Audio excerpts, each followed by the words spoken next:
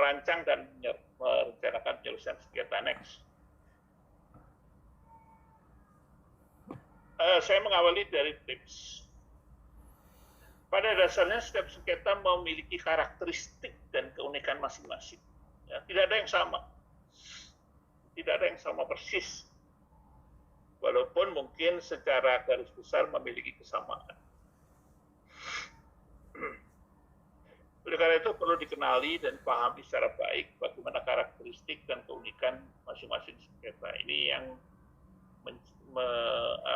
menemukan latar belakang, penyebab, keunikan dan karakteristik masing-masing sengketa. Karena ini akan menentukan pilihan desain dan metode penyelesaian sengketa. Pilihan desain dan metode penyelesaian sengketa sehingga pas, antara latar belakang masalah dengan bagaimana menemukan solusi atas masalah. Karena itu pun dalam praktek proses penyelesaian tetap terbuka berbagai kemungkinan sesuai dinamika situasi dan keadaan yang seringkali tidak terduga.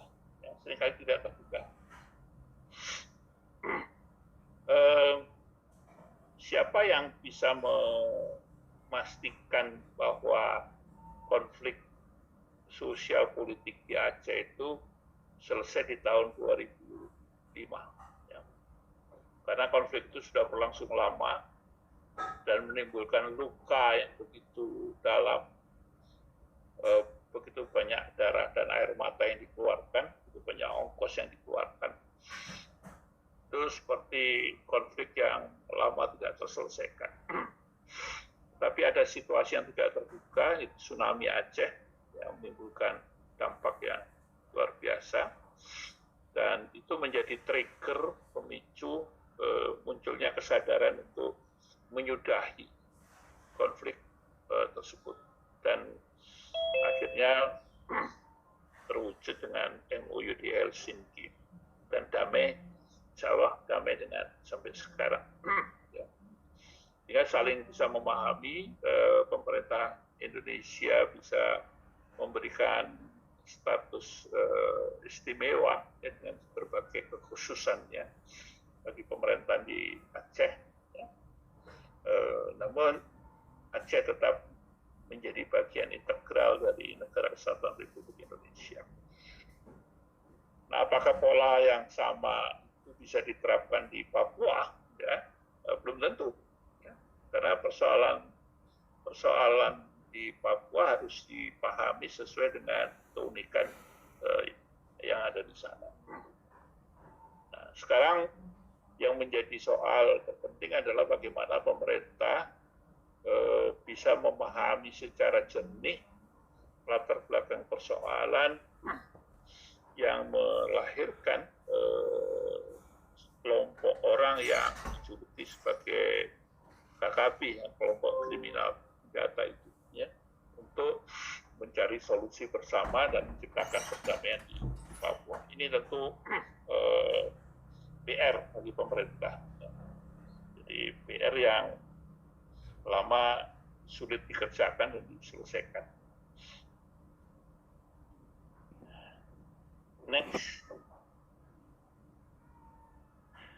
Memahami keunikan setiap sengketa menggunakan metode 5W1H. Ini metode yang sering kita kenal. Masalahnya mengenai apa? Masalahnya menyangkut siapa saja pihak-pihaknya, kapan terjadinya, di mana terjadinya, dan mengapa terjadi, dan bagaimana terjadinya, dan bagaimana menyelesaikan. Jadi 6 pertanyaan ini perlu dijawab secara jujur untuk mendapatkan gambaran yang utuh dan komprehensif terhadap masalah yang dihadapi. Next. Ya. Sengketa mengenai apa, libatkan siapa saja, di mana lokasi dan wilayah terjadinya, kapan waktunya, faktor apa yang menjadi penyebabnya, dan bagaimana kronologi terjadinya. Okay. Next.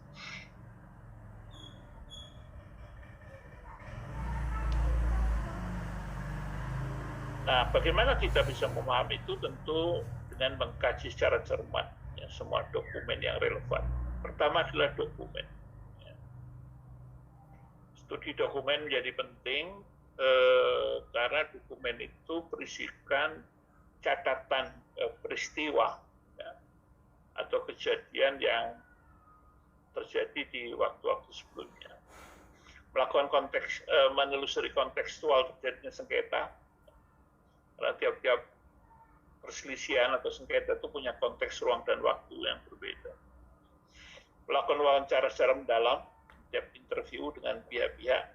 Jadi mediator itu perlu melakukan apa yang di dalam perma itu melakukan kaukus, bertemu secara parsial dengan masing-masing pihak berperkara untuk menggali informasi tersembunyi yang ada pada pihak yang bersangkutan dan sekaligus menggali keinginan dan harapan dari penyelesaian sengketa itu. Mengenali latar belakang politik, ekonomi, budaya, psikologi, interest dari masing-masing pihak yang berperkara dan lain-lain yang dimandang perlu. Next. Nah, menakar kepatutan diri ini terkait dengan pertanyaan yang sesi sebelumnya. Ketika Anda ditunjuk para pihak bersengketa untuk bertindak sebagai mediator dalam suatu sengketa, hal pertama yang harus dilakukan adalah memastikan diri bahwa Anda memang memiliki legalitas, kapabilitas, dan mampu bersikap bijaksana dan independen, memiliki cukup pengalaman dan kompetensi yang sesuai dengan karakteristik keunikan sengketa. Calon mediator perlu melakukan self-dialogue, berkaca diri dengan jujur menyangkut hal-hal tersebut. Jadi self-introspeksi. Ya. Jadi kira-kira ada potensi ini apa enggak? Ya. Jangan bersikap, tidak ada yang tidak bisa saya lakukan. Jangan. Ya, tentu ada batas-batas kemampuan diri, batas-batas kapasitas diri. Kalaupun mampu melakukan dan menyelesaikan, belum tentu patut untuk memikul peran sebagai mediator terkait dengan potensi konflik of interest tadi. Ya. Seringkali terjadi seorang klien belum selesai bicara, seorang lawyer spontan mengatakan, gampang ini, dah serahkan saja, beri saya kuasa. Padahal kan harus didengarkan dulu sampai tuntas sebelum memutuskan bahwa oke, harus menakar diri dulu. Kira-kira ini kompetensi saya atau bukan? Ya. Kalau di profesi dokter itu sudah berjalan dengan baik. Mohon koreksi Pak Dr. Benny. Kalau seorang dokter THT nggak praktek, kemudian pasien datang yang mengeluhkan jantungnya, dengan sopan dokter THT itu mengatakan, maaf saya bukan expert di bidang itu, silakan cari dokter penyakit dalam. Kalau Bapak atau Ibu memerlukan informasi, ini ada beberapa nama. Gitu kan? Kalau dokter umum kan mulai dari sakit cacar, gondongan, kepala pusing, ya, itu semua diangkut. Tapi kalau spesialis itu kan sudah mengerucut pada bidang tertentu. Ya. Nah, harusnya memang demikian, menakar kepatutan diri. Dan itu hanya bisa dijawab melalui self-dialogue. Next.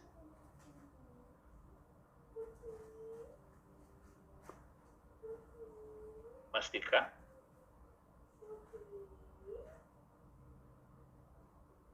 Oh, masih nanti.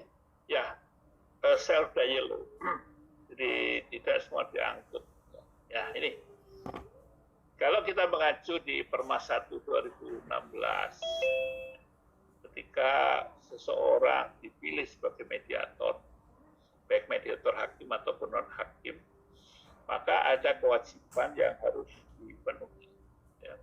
Jadi Bapak Ibu para khususnya para dokter ya, yang apabila nanti telah memperoleh sertifikasi mediator, perlu secara proaktif mendaftarkan namanya di pengadilan negeri setempat ya, agar masuk dalam list of mediator non-hakim.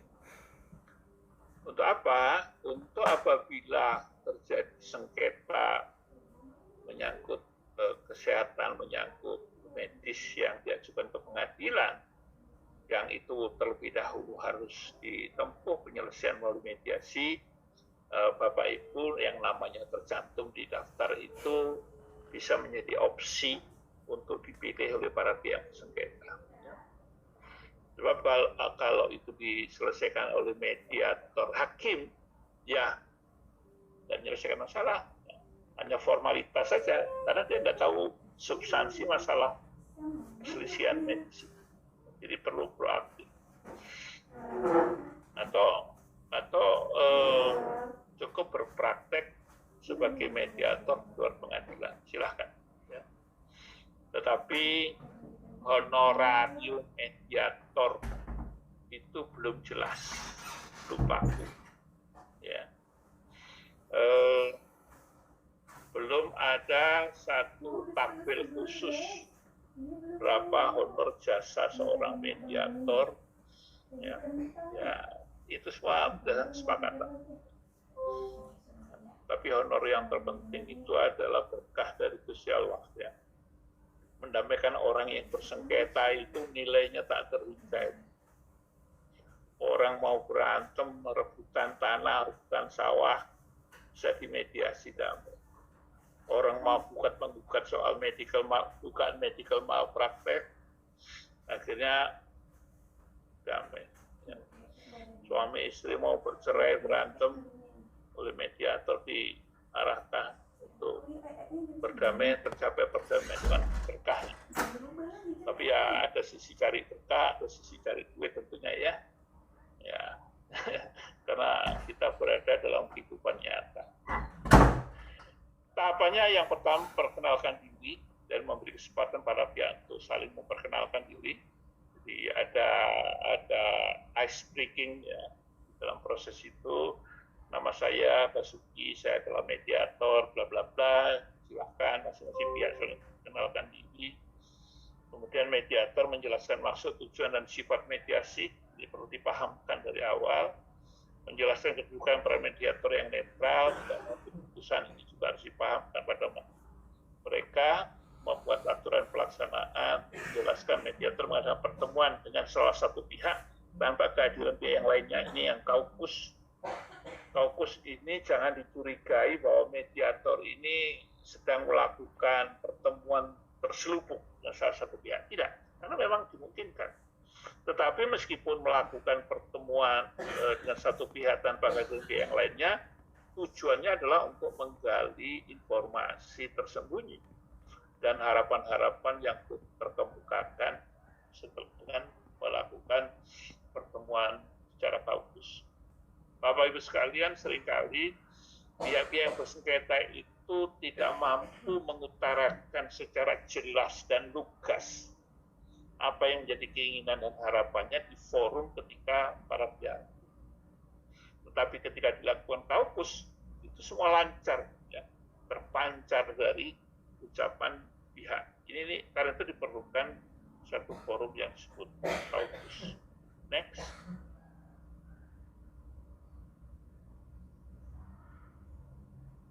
Lanjut, Mas. 2 menit lagi ya. Menyusun jadwal mediasi bersama para pihak, mengisi formulir jadwal mediasi, memberikan kesempatan para pihak menyampaikan permasalahan dan usulan perdamaian. Ya. Jadi mediator harus bijak membagi kesempatan para pihak untuk menyampaikan masalah dan usulannya apa. Diharapkan proses mediasi itu tidak berujung terjadinya perdebatan sengit, ya, yang itu justru bisa mempercepat kegagalan proses mediasi. Dan pandai-pandailah mediator mengatur suasana mediasi itu tidak saling interupsi satu dengan yang lain.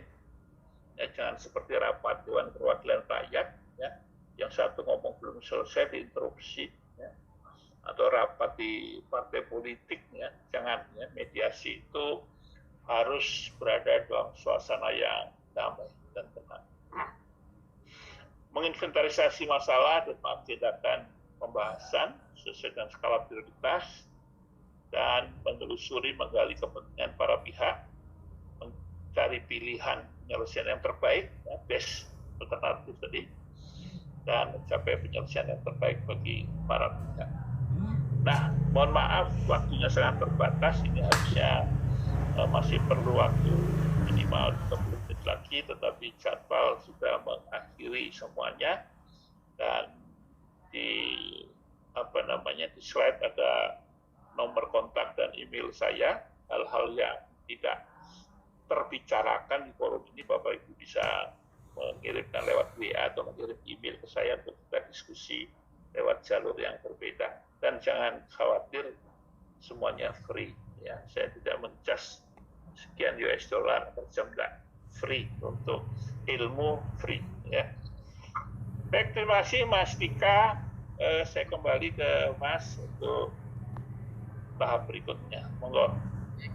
Baik, Prof. Bas. Rasanya tidak lengkap kalau nggak ada tanya jawab, Prof. Namun mengingat keterbatasan waktu, mungkin Pak Dr. Greg dipersilakan, Dok. Berikutnya siapa sih? Pak. Berikutnya Dr. Caroline, Prof. Oh ya, teman sendiri. Iya, sesama peserta ini sama dokter. Monggo Pak Greg. Silakan Pak Dr. Greg, pertanyaan singkatnya. Ya, baik, terima kasih. Izin Prof, sebenarnya sudah saya tanyakan di chat kaitannya dengan yang slide jenengan yang pertama, kan ada saatnya kita punya sedikit siasat intimidatif gitu ya. Nah, batasan itu tuh sejauh mana gitu ya Prof, karena kan barangkali ada juga potensi terkait erat dengan dugaan tindak pidana pengancaman, barangkali begitu ya. Kemudian apakah karena itu dalam konteks mediasi juga karena tidak bisa menjadi bukti keluar juga hal itu juga dimungkinkan seperti itu. Kemudian yang ketiga, memang saya belum baca banyak tentang pedoman perilaku mediator. Saya baca nampaknya ini yang 2016, tetapi memang tidak dinyatakan secara detail tentang ini loh standar untuk mediator itu harus melakukan tahap-tahap seperti apa. Bahkan dalam pasal 14 untuk Perma 1 2016 yang saya tangkap itu adalah tahapan yang harus dikerjakan seorang mediator dalam hal mediasi di dalam pengadilan. Karena kalau dilihat itu kan koma terus, titik koma gitu ya Prof, dan sampai di akhir hingga pada hakim pemeriksa, yang mana itu normanya saya pikir untuk dalam pengadilan.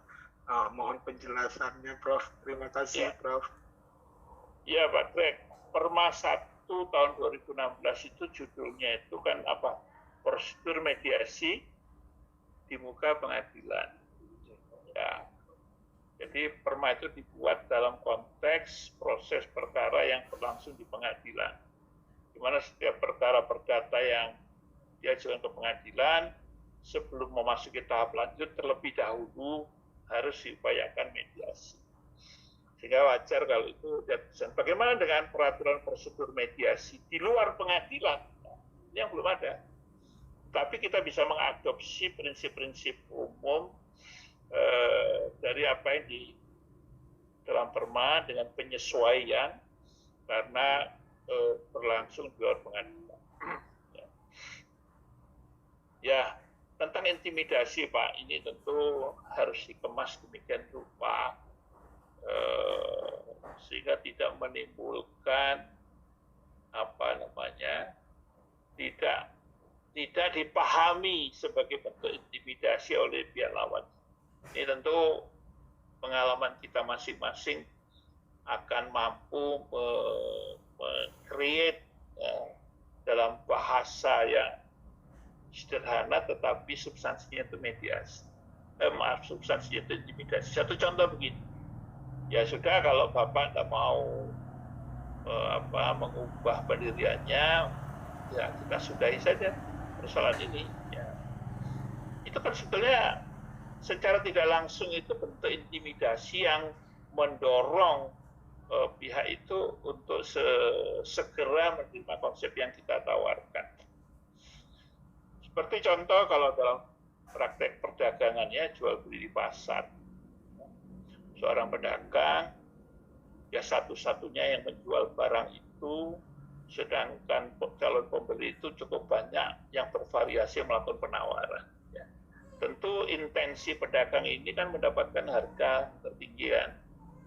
Ya, ketika ada yang menawar, misalnya dia menawarkan 100, ada yang menawar 70, wah nggak bisa ini, masih belum cocok dengan pulakannya.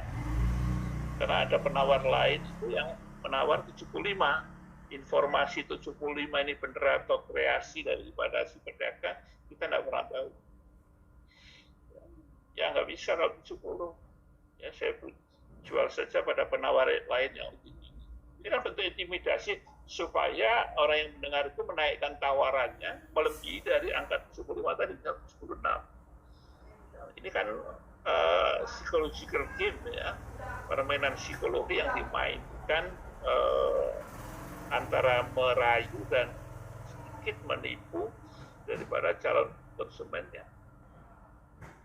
Ya sudah, saya mundur saja daripada macet seperti ini. Oh jangan mundur dulu. Ya mari kita lanjutkan ya. Atau kita jeda. Ya. Ini Pak. Tergantung bagaimana kita mengemas, Pak Greg.